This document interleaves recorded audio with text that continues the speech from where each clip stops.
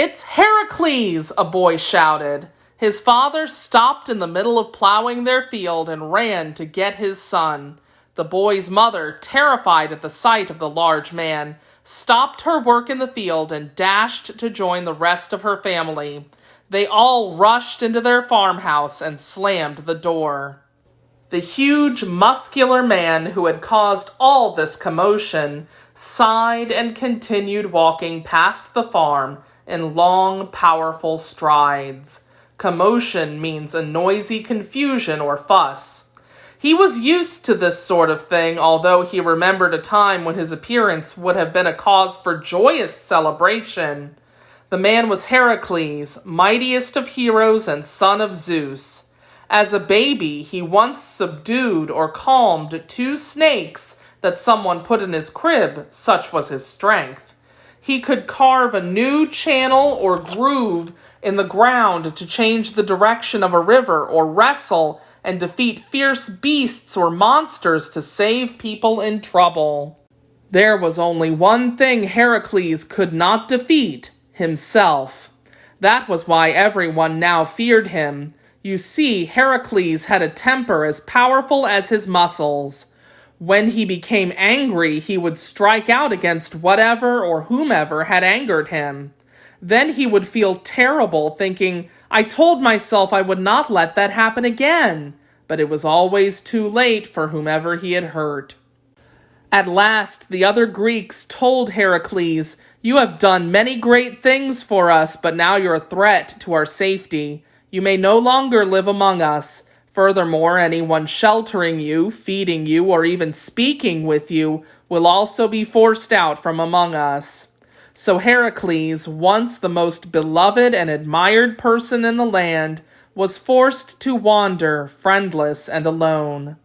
After a while, he no longer cared about his appearance. His hair and beard grew shaggy, his clothing became torn. If no one else cared, why should he? Food was not a problem, for he was a great hunter, but he no longer took pleasure in a hearty or extremely nourishing meal. He ate just to survive.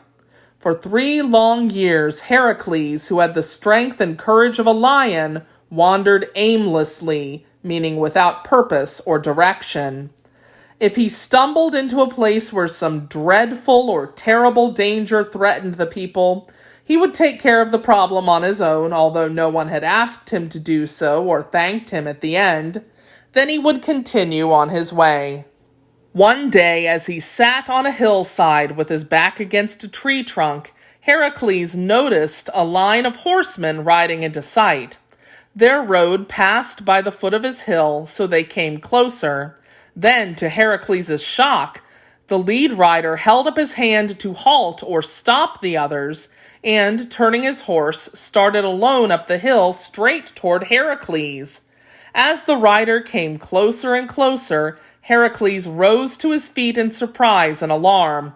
He thought, "Doesn't he know what will happen to him if he approaches me?" The huge man began to wave his arms and shout, "Go back! Go back!" Still, the horseman rode straight toward him.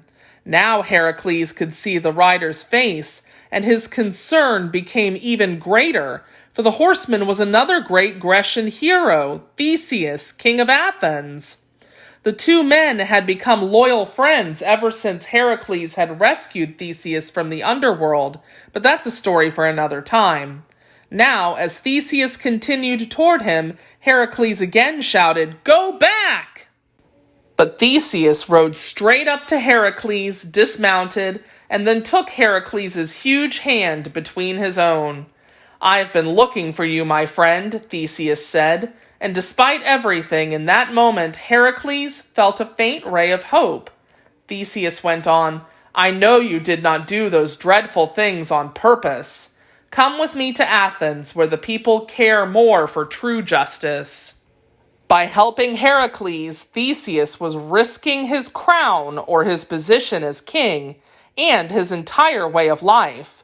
Fortunately, the Athenians so completely trusted his wisdom and honor that they then welcomed Heracles among them. Still, the huge man felt sad for what he had done. Theseus told him, You will never be free of the past until you have worked away your guilt and mastered your temper and your great strength.